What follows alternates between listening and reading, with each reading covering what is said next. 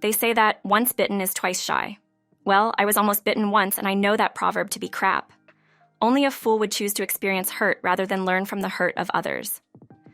I grew up in an orphanage home, and people took advantage of me while growing up. I went through any kind of abuse you can imagine. After I turned 18 and left the orphanage home, I decided to go to a nursing school, and I broke my back trying to make ends meet. I even had a child in the process. I wanted to abandon my son at the orphanage, but no mother who passed through an orphanage or had an idea of the kind of things that went there would want their child to grow up there. I raised my child while pursuing a career as a nurse. I graduated and got a job at a hospital where I have been working ever since. I was so focused on my work that I rose among the ranks after some years to become the head nurse. I met my would-be husband around my early years as a nurse. He was a patient who I had attended to. He was seriously interested in me, and it showed in the way he treated me with respect. I interpreted being treated as if he loved me because I had been disrespected all of my life. I yielded to his advances, and we were soon wed. We had a daughter about a year later, and things were good. I finally had the family, which I never had. We lived together for 12 years, and the marriage just packed up the moment I became a head nurse and had an increased pay. I can't figure out what happened. We just grew distant, and I don't know if it was my fault. My husband was the one who filed for divorce, and he did so based on irreconcilable differences. He claimed that I was not bringing much to the table despite my increased pay. He even demanded that the court order an investigation into me to see if I had any secret accounts and properties anywhere. His request was granted, but it made no difference as I had no property anywhere. The divorce took place, and I retained custody of the kids. I said I was almost bitten because I was on the verge of buying us a house to celebrate our 13th wedding anniversary. I am glad I did not, because who knows who would have retained the house since I foolishly didn't sign a prenuptial agreement. My husband, or rather ex-husband, went on with his life, and I refused giving him the satisfaction of thinking that he had ruined mine by leaving me. I wanted him to see that I was better off without him, so I went ahead to look for a house to buy, and this got me searching for a house agent. I finally got in touch with a house agent called Bernice, and she was quick to provide me with an option. She sounded positive about the area she wanted to introduce me to and boasted that I would love the community. She took me to a HOA-managed community and showed me a 4-bedroom apartment. I won't lie, the area was good and the house was great, but I almost jumped out of my skin when she told me the price. It was way out of my budget, and I was not willing to splash all of that money on a house. I informed Bernice that the house, though it was great, was pricey and I could not afford it. Besides, it was a 4-bedroom apartment, whereas I had just 2 kids, so it was kind of unnecessary. Bernice is a house agent, and that is another way of calling her a salesperson because it was her duty to make sure that a client got the house she was proposing. She assured me that I was getting good value for my money, as I had the perfect environment to raise my kids without fear of any kind. I couldn't dispute her reasons from what I saw, but I had become really careful about people when it came to money, so I did not want to just take her word on it. I wanted to decide without any form of coercion. I asked her to look for other options while I gave the house some thought. Bernice called me a few days later and said she could not come up with something better, and some other persons had become interested in the house and were already bidding for it. The sense of urgency that she gave to the matter made me decide to buy the house. The sales were concluded within a week, and I moved in. Bernice did not just abandon me the moment the deal was done. She went out of her way to help get me settled in. She came to the house 2 days later with a lady who had made some pie, which I would learn was a welcome ritual, which they did for new folks who moved into the area. Bernice introduced the lady as Karen, and noted she was the chairperson of the HOA in the area. She said I could come to Karen whenever there was an issue that bothered me in the area. Karen was warm, and I appreciated her welcoming gesture. We talked a little bit about me, and she then invited me to the HOA meeting, which was coming up in a few days. I did not want to go, but I knew I had no option, as I was a house owner, and connecting with the people who lived in the area would be good for me, so I assured her of my presence. I showed up at the meeting venue on the day of the meeting, and everyone was expecting me. Karen had informed them that the new house owner had just moved in. I found the association to be friendly and nice, and the idea of people coming together for the good of the community was commendable. Everyone loved Karen, and I could see she was greatly respected too. She was always eager to help deal with any situation that was a concern to a member. I noticed to my surprise that Bernice was present in the meeting. This was a homeowners association and not a house agent thing, so my curiosity was spiked. If Bernice was there, then it meant she was a homeowner. I did not want to jump to a conclusion until I had my confirmation. It did not take long before I discovered my suspicion to be true. Bernice was not just a homeowner. She was one of those who ran the administration of the association. I was angry, and this was not because she owned a home. This was because she could have told me from the onset that she lived in the area. I never took up the issue with Bernice, but I got skeptical about her from then on. The meeting ended with Karen reminding everyone that they were like a family in the community, and that it was each person's duty to look out for each person. She stressed the looking out part to include patronizing each other in the place of business. Everyone reached out to me after the meeting was concluded and introduced what they did for a living. Karen informed me that she had a grocery store within the area and asked that I come around even if I did not want to buy anything. She said we could just sit as sisters and bond. Yeah, I left out an important part. Karen and Bernice, despite their ages, were never married and had no kids. I did not want to immediately honor Karen's request to visit her grocery store, but she was insistent, so I promised to come on a weekend when I would need to pick up some things for the house. I came by the store during the weekend as promised, and it was bigger than what I had in mind. Karen was in the company of Bernice and another lady whom I recognized from the meeting of the previous night. They wanted me to sit and bond, but I noted I had some things to deal with at home and couldn't stay. Karen then asked me to pick whatever I wanted and spoke to her employee to offer me a discount on every item I would buy. I expressed my gratitude and went ahead to pick up the things I needed. I got to the stands and I was alarmed by what I saw. The prices of the goods were 2 times or more than they were at other places. I know this because there is a grocery store beside the hospital, where I work, and I frequented there. The only reason why I was at Karen's place was because she had insisted I come around, so it did not look like I wasn't looking out for community family by patronizing her. Even with the discount Karen was offering, it was still going to be too much.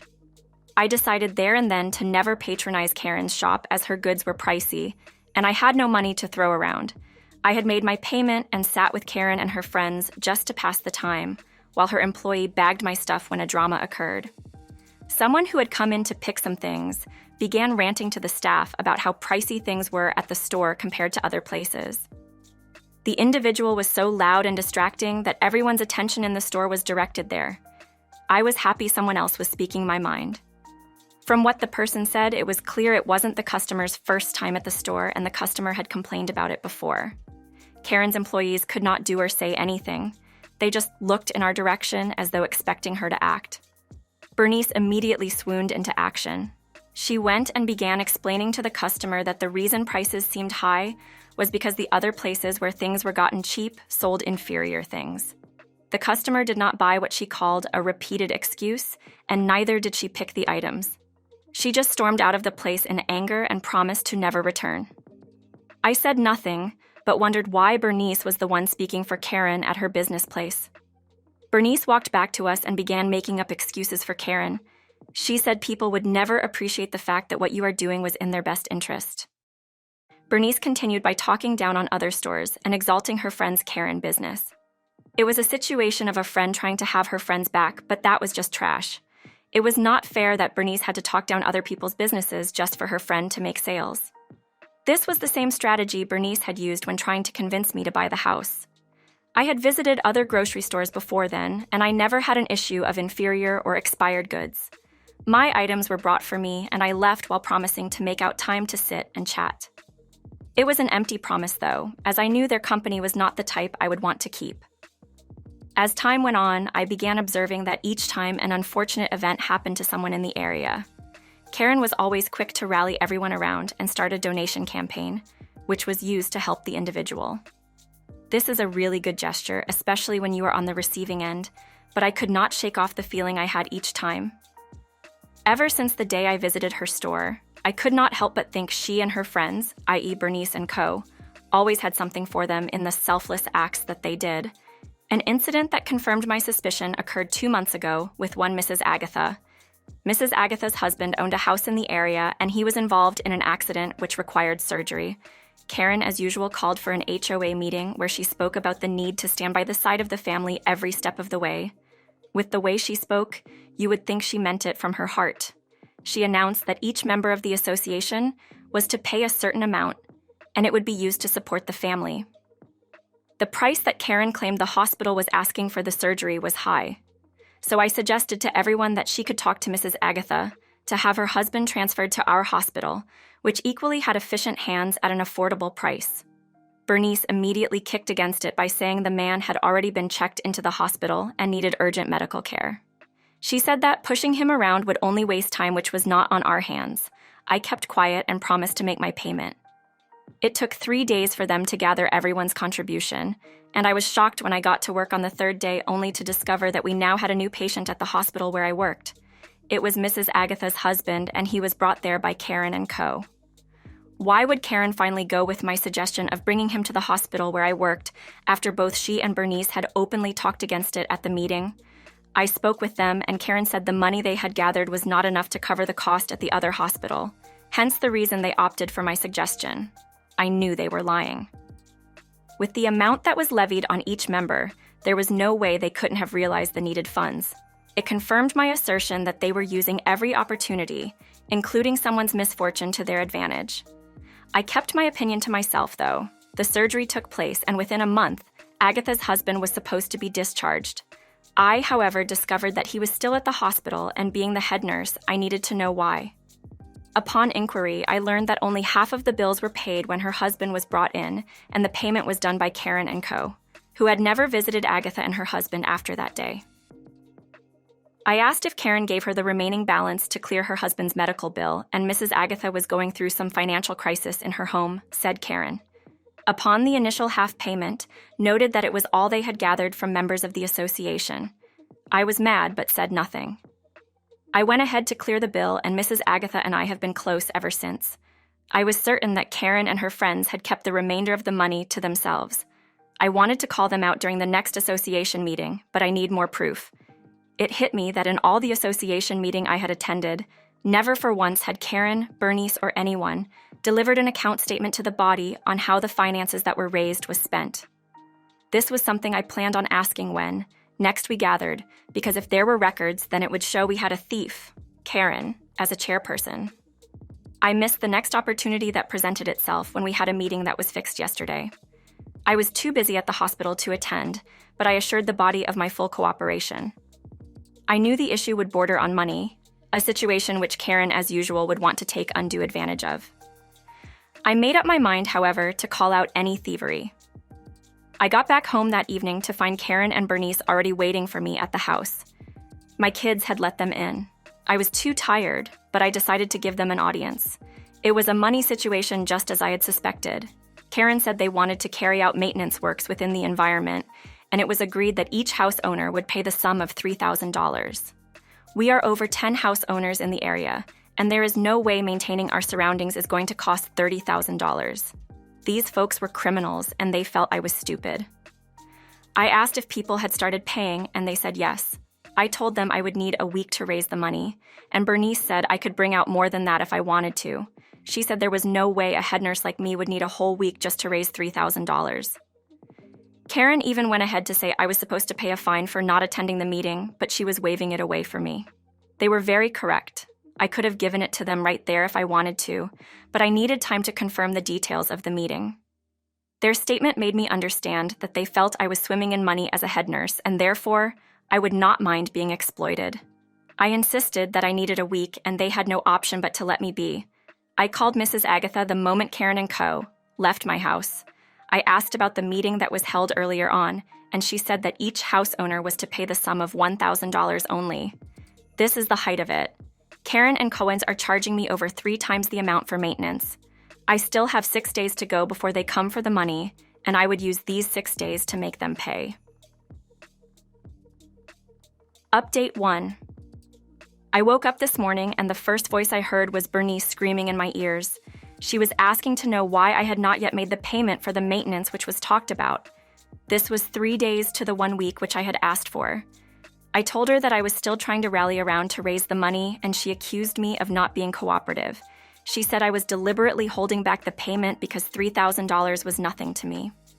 I reminded her that I still had about 3 days to go, and she said she would not want to remind me when the time was due to make the payment.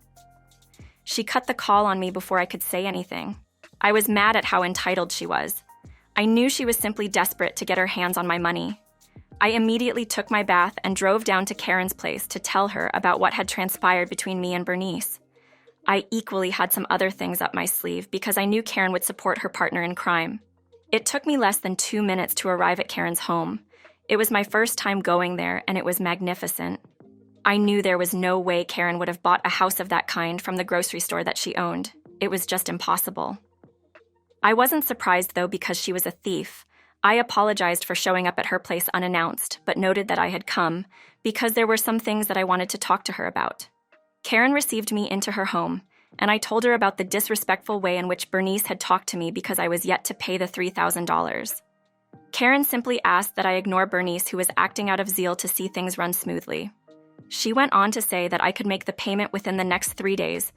Just like I had earlier said, it was at this point that I decided to shake the table. I informed Karen that I was not going to be able to raise the said amount within the next 3 days, and suggested that we could hire the services of some other cheaper persons who could do the job too. This was so the amount which each person was to pay would be reduced. I even proposed going in search of those who would do the job for a cheaper rate. Karen took off the mask of the sweet lady which she had put on, and she lashed out at me. She said almost everyone was done with their payment of $3,000, and rather than pay so things could move forward as planned, I was busy disrupting the flow of things by making useless suggestions. I apologized for what I had said and promised to make the money available in 3 days. I left her home with her thinking she had won, but she didn't know. She had set herself up for a terrible fall. I had the whole conversation on record, and that was my plan.